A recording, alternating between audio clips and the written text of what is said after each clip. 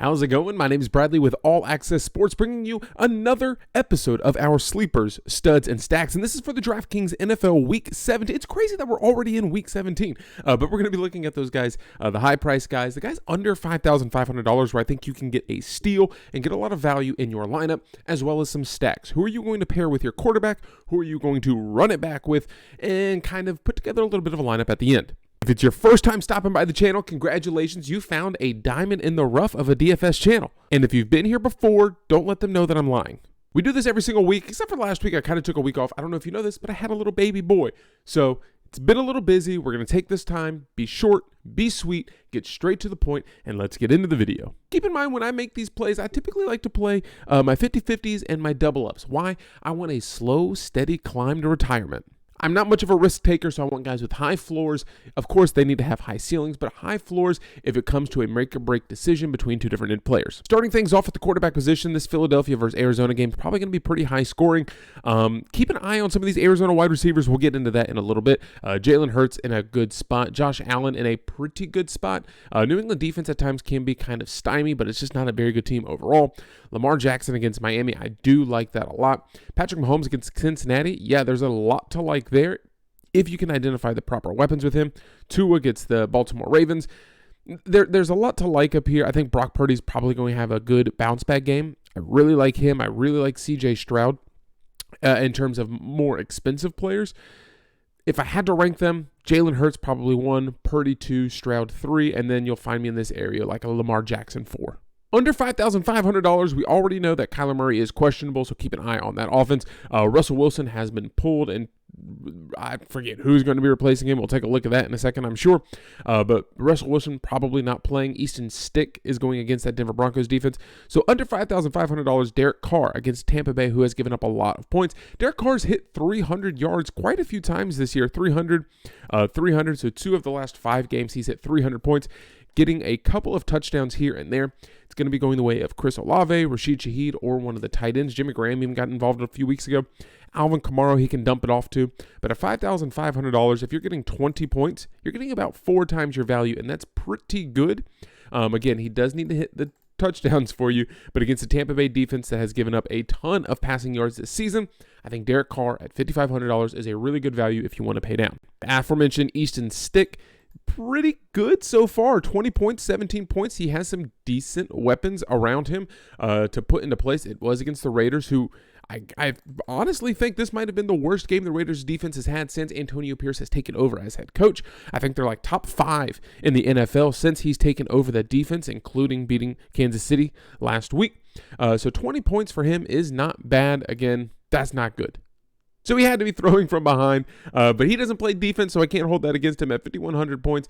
It is not a bad play. Lastly, Bryce Young, 4,900 going up against that Jacksonville Jaguars. Trevor Lawrence is out. He is confirmed 100% out for this game, meaning Jacksonville might have some less sustained drives than they normally would, meaning bonus opportunities for Bryce Young. Now, I'm not looking for him to have a repeat performance of 25 points, but if we're getting 16 to 18 points out of him, which I think is doable against this Jacksonville Jaguars defense, who ranks 29th in the league in pass yards per game, Bryce Young can certainly get there. He doesn't really have the weapons to get him there, but over the past few weeks, the targets have been going to Jonathan Mingo, DJ Chark, and then Adam Thielen, which is a reversal from where it was at the beginning of the year. Running backs, starting with Christian McCaffrey at the top, $9,600. It is expensive. But did you see what Breece Hall did against this team last week? Christian McCaffrey is automatically going to be put into my lineup for me. Brock Purdy had a little bit of a rough game last week. What better way to soothe his confidence and bring him back slowly than just say, hey, get the ball in the hands of your playmaker, Christian McCaffrey, turn around, hand it off, and we're going to do the dang thing against a defense that ranks 23rd in the league in rush yards per game. Kyren Williams against a bad New York Giants team. I do like that. Rachaad White, New Orleans is getting healthy, so they had a couple of bad rushing games or rushing yards allowed games.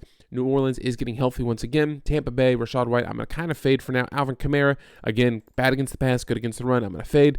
Jonathan Taylor against that Raiders defense, who's been pretty good. I'm going to be fading. Travis Etienne, I do like, okay? It is my Carolina Panthers. I hate playing against my Panthers, but Travis Etienne should be in line for a good game if the game is close, which it should be, if not Jaguars winning this one. And Panthers just suck defensively against the run. The problem is the involvement hasn't really been there over the past few weeks. I don't like to see this 9. I don't like to see this 6. But if there's one team that you can correct your wrongs against, it's this Carolina Panthers rush defense. Kind of surprising the tear that James Cook at $7,100 was on over the past few weeks. 19, 16, 25, 39, and then put up a 6-point performance against the LA Chargers, one of the worst rushing defenses in the league. Now he does get the New England defense, who I mentioned earlier. They're a bad team, but the numbers aren't as bad as you would think defensively. So although I want to play James Cook, I'm letting you know if I play James Cook, he is probably going to be putting up another performance like this 6-point game that he put up last time. So he is on my radar. I'm willing to put him into my lineup. Probably going to get you single digits. This has got to be one of the oddest stats. No, not the fact that they're not playing Bijan the way that they should be playing Bijan Robinson. It's the fact that you look at this number, okay? 23rd. Chicago ranks 23rd in points allowed to Draftkings running backs this season. So when you click in, you think, okay, Bijan Robinson in a great matchup. They're first against the run, meaning they are getting destroyed by pass-catching backs, which is exactly what Bijan Robinson is and should be. These games where he's getting 27, 19 points, he's getting heavily involved in the target games. Get him involved in this offense, please. I'm begging you. I think Bijan Robinson is in line for a massive game this week. Well, things to keep an eye on. Josh Jacobs, if he's out, that's going to be Zamir White. Ramondre Stevenson still on IR, so that's Ezekiel Elliott for you. And then Kenneth Walker, if you want to look at the way of Charbonnet and some of the other running backs they have there against a Pittsburgh defense who has been good, not great. Under $5,500, one of the guys I want to talk about, and yes, he is a backup right now, but Tyjae Spears, who has been getting involved in the team's game plan. So at $4,000, he's hit 12, 17, and 11, 3 out of the last 4 weeks. That's 3 to 4 times your value. If you have $50,000 to spend and you hit 3 to 4 times your value, that's 150 to 200 points. You should be cashing every single week when you play that, especially in our 50-50s and double-ups. 9 attempts, 16 attempts, and some sparing games, but he's still getting targeted out of the backfield in the passing game. In a game where they could be behind the Houston Texans, if C.J. Stroud is healthy and some of his weapons are healthy, in a game where they could be trailing, I would expect to see some of these passes come to life. He did not have a great game against Houston a few weeks ago. That was without C.J. Stroud. If he is able to make his return, I do like this play a lot. We mentioned it earlier. I'm not the only one that's going to be on it, so it really doesn't have to go with much being said here. But Zamir White, in the absence of Josh Jacobs, is going to be fed the ball 17-17 of the last 2 games. Now gets an Indianapolis Colts defense that ranks 28th in the league against the pass. If you want to save some money and you want to be a little bit of go with the flow and you want to make some differential picks elsewhere, Zamir White at $5,100, I think, is a very, very good choice. Before we go to wide receivers, my favorite part of every video, Alvin Kamara questionable. If it's not able to go, Jamal Williams. Kamara is just dealing with a little bit of an illness, so they should make that announcement relatively shortly. Raheem Mostert is the same ankle injury he's had all year. And then Isaiah Pacheco, if he's not able to go, that would be Clyde Edwards-Helaire and Jerick McKinnon. Keep in mind, Clyde Edwards-Helaire also dealing with a little bit of an illness, much like Alvin Kamara. It seems like every team has a little bit of an illness. This could be one of those games where Tyreek Hill kind of gets bottlenecked against a Baltimore Ravens defense who is extremely good. Not saying he's not capable of still putting up one of these 30-point games, but a 10-point game is he's potential to have 10-point game. Not saying it's going to happen. He's obviously able to pop off for 35 points because there's no monster in the league like Tyreek Hill. He's an MVP candidate for a reason. But at $9,300, it is a little bit scary going up against that defense, but I still like him. Keenan Allen still out, Jalen Waddle out. All the more reason to still like Tyreek Hill as the main receiver against Baltimore. If Baltimore and you trust them and you think that that is the real deal and they're the best team in the league, which they very well could be, they're going to have to throw the ball to keep up with them. Tyreek Hill going to be on the receiving end of a lot of those, so that's, again, why I'm not afraid of that $9,300. A.J. Brown against the Arizona Cardinals, a team that's actually better than average against the pass. I think they're top 15 in the league in passing yards allowed. Stephon Diggs against New England, we've kind of been over that before. If you want to look at what he's done this year, not a whole lot of involvement over the last few weeks. With me fading him, that probably means he's going to go and have 24, 25 points. Cooper Kupp still getting heavily targeted, not a lot of conversion. Puka Nacua, questionable. I believe he did practice, missed practice, questionable for Sunday's game. Mike Evans at $7,800, I do like against this New Orleans team, just because of his involvement that he's gotten from Baker Mayfield. 8, 6, 6, 12, 9 targets over the last few games, 27 points, 32 points, 25 points, always a threat to have a touchdown. Whenever they get to the red zone, he is the main looker for them. Keenan Allen, Jalen Waddle out, we mentioned. Deebo Samuel against Washington, I like that a lot. If you trust Brock Purdy to get back on track, there's no reason that he's not going to be looking the way of Deebo Samuel to correct those things. Is it going to be a 38-point game? Probably not. I think they get ahead early and keep his confidence high and just turn around and hand it off to Christian McCaffrey. But Deebo Samuel, if they're able to put up a touchdown and he gets me 17 points at $7,000, I'm still a pretty happy camper. A lot of green in this area. Michael Pittman Jr., if he's healthy and able to go for Sunday's game, I do like him against the Las Vegas Raiders. Again, it is a pretty good defense, but we know where the targets are going to be going when he's healthy. When he's healthy, he is going to get double-digit targets. It's just going to play out that way. Devontae Adams on the other side of the ball, $7,400, I think is a gross mispricing for him. Devonta Smith against the Cardinals team we talked about. Nico Collins, healthy against Tennessee Titans. He's probably going to be C.J. Stroud's favorite target this week. So if you like C.J., go ahead and pair him with Nico. DK Metcalf against a bad Pittsburgh Steelers defense. I say bad, and I use that term loosely, okay? 21 and 20th, they're decent, okay? Decent, far from great. And then his involvement over the past few games has kind of capped, but we know exactly what he's going to get you. Brandon Ayuk, Chris Olave, I think are both mispriced and underpriced, especially when you're getting 13 targets, 8, 9, 10 for Chris Olave over the past few games, hitting 20 points, 19 points, 4 out of the last 5 weeks at $6,800. 3 times his value of $7,000 is 21. He's hit that 3 times with ease, only getting a touchdown in one of those games, and then another touchdown in a game where he only scored 12 points. Again, you're going up against Tampa Bay Buccaneers, who are 32nd against the pass. If Derek Carr is able to have a little bit of time, Chris Olave, Rashid Shaheed should be on the receiving end of plenty of passes. Under $5,500, you start at the top. Look at some of these. It's kind of surprising to see Terry McLaurin up there. Washington should be playing from behind. Not sure if it's going to be Jacoby Brissett or Sam Howell at this point. Josh Downs, Jacoby Myers, George Pickens in a good spot. Again, he doesn't have to have a lot of catches or a lot of touches to do some big damage for this team as they get him more involved, hopefully. Marquise Brown out. That's going to leave Rondale Moore, Greg Dortch, Michael Wilson as the main receiving threat, as well as Trey McBride. So keep an eye on Arizona. I think they're dirt cheap this week too. All of them are under 4,400. Dortch at 42, Rondale Moore at 36, Michael Wilson at 35. Dortch probably your best bet to have a big game. Michael Wilson could pop. He's had 0 catches, unfortunately, over the last 2 weeks, but 7 targets together. Could very well be Michael Wilson in the absence of Marquise Brown. Demarcus Robinson is a guy that we've continued to talk about over the last few weeks. I think we first mentioned him after the Cleveland game. He went up against Baltimore and had 10 receptions or 10 targets. Still getting pretty involved.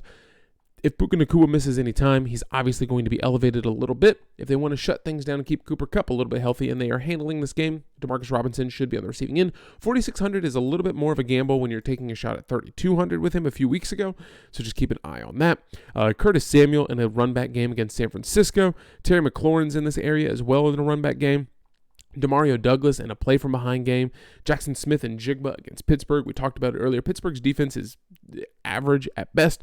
13, 14, 12 points over the last few games. And at $4,800, which is essentially $5,000, if you're getting 3 times your value at 14, you're going to be very happy. He's getting the target share that you want to see in order to get to 15. The last few guys we want to talk about would be like Robert Woods, obviously interesting, but Quentin Johnson against Denver Broncos. With so many injuries to the LA Chargers, Quentin Johnson has been getting involved. I think it's going to continue 10, 12, 10, 5, with only 1 touchdown in the middle of that. I like his involvement. DJ Chark involved heavily last week for the Carolina Panthers, 8 targets. Obviously, not going to be expecting a replay of 27 points. But if you're able to get 10 to 15 points at $3,600, that's fantastic against a Jacksonville team that ranks 29th against the pass. If you are willing to bite the bullet on Bryce Young at $4,900 and DJ Chark at $3,600, you're the cheapest stack you can get of the week. But Darius Slayton could be an interesting play. Getting involved, 8-2-3. It's going to be a come-from-behind game, playing from behind against the LA Rams. I don't really trust Tyrod Taylor or Tommy DeVito. But Darius Slayton at $3,400, probably my absolute cheapest, willing to go this week. Tight ends, if it's not Travis Kelce and it's not TJ Hawkinson, I don't really want to pay it for them unless it's Sam Laporta. That's kind of been our theory each and every single week. So where are we looking? Trey McBride at $5,900. I'm probably still willing to bite the bullet on that one. It might be a little bit too expensive for me. So where else am I kind of pivoting to look to save some money? But my money this week is on Gerald Everett at $3,500 for the LA Chargers. 8 targets, 8 targets, 8 targets. We talked about the amount of injuries that they've had for this team this year. You also have Patrick Surtain on the outside locking down some of the wide receivers. That means you are going to have to find some room over the middle. Give me Gerald Everett to get me 8 targets yet again for Easton Stick in this game. Just putting together a lineup from some of the guys that we've talked about in this video. Matt said, I don't love this one. It could be Brock Purdy. Put him up there with Christian McCaffrey. Take out Chris Olave or Cooper Kupp and put in Deebo Samuel or Brandon Ayuk. But Matt Stafford, pair him up with Cooper Kupp. Like I said, Christian McCaffrey, I think, is top scoring player on the slate. Zamir White, if Josh Jacobs is unable to go. Chris Olave against that Tampa Bay defense. If Derek Carr is in a good spot, you might want to put him up here as well for another 300-yard game. Gerald Everett and Quentin Johnston, if you believe in Easton Stick, I do a little bit. I have my reservations, so I'm willing to pivot off of that. Look at some of the remaining players. Would I like to get Tyreek Hill in over Cooper Kupp? Absolutely, but I need to pair him with one of my quarterbacks at least. Alec Pierce, against Las Vegas, no thank you right now. Washington, if you trust Jacksonville without Trevor Lawrence, sure. Robert Woods with CJ Stroud, yes. Rashad Bateman, I think there's better stuff here. Devontae Parker against Buffalo, no thank you. DJ Chark, we talked about, could have a big game, being probably the number 1 target for Bryce Young in this game. Rondale Moore against Philadelphia in a run back game where they're going to be chasing points against, we expect them to be chasing points against Philadelphia. Rondale Moore, yes. Jonathan Mingo, maybe. And lastly, Darius Slayton for the New York Giants. Do you trust him in a run back game against the Rams if that's who you're playing? 18 points, 10 points. Again, he's not going to scream off the board, but if he's able to get me 9 points, I'm going to be pretty happy with that. Most of it came in garbage time or in one big catch. I don't love this lineup. It leaves me $500 to play around with. Maybe you do want to upgrade Zamir White to one of those guys above $5,500. There you go. Cooper Kupp could be upgraded to a couple of different guys. Darius Slayton, there's room for improvement. Quentin Johnston, there's room for improvement. But I don't hate it. You can also pay down from Gerald Everett and save you a little bit more money. If you made it this far in the video, I appreciate you watching. Thank you so much. If you could, leave a like, leave a comment, give a thumbs up. Let me know where I went right or what I said that was wrong. It really helps the video out immensely, and I cannot thank you enough. Don't forget our starting 5, our player pool, and a little bit more information is going to come out on Patreon tomorrow morning. That's Sunday morning at about 11 o'clock before kickoff. I will be busy in the mornings. It's going to be a little bit later than usual. But we're still going to get that out the door for you for people that want to go above and beyond and support the channel. I thank you so very much. I appreciate you watching, and hopefully the next time that I see you is in the green.